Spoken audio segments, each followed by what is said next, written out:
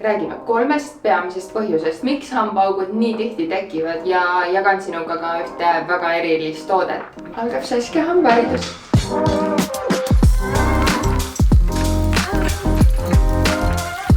Sina oled üks nendest inimestest, kellele meeldib toidukordade vahel snackida, sest just see võib olla üks põhjus, miks sul nii tihti hambaaugud tekivad. Selleks tasuks pidada kinni toidukordadest ja hea oleks ka pärast toidukorda kas või lonksumeega suu toidujääkidest justkui ära loputada. Teiseks, suukuivus. Kuiva suu puhul väheneb sülje hulk ja selle kaitseb toime. Selle ennetamiseks joo vett ja mina isiklikult väldin ka suuvee kasutamist, mis sisaldab alkoholi, sellepärast et see kuivatab suuteel rohkem. Ja kolmandaks, ilmselgelt puudulik suuhügieen. Kui sa ei pese korralikult hambaid, siis ilmselgelt tekivad sul augud ka kiiremini. Sul on võimalik oma hambapesu tehnikat kontrollida siis näiteks hambakatu tablettidega või siis hambakatu vedelikuga, aga ma ütlen ausalt, et need on üsna ebamugavad kasutada. Mina olen proovinud Bigstersi hambapastat, millega kaasas on selline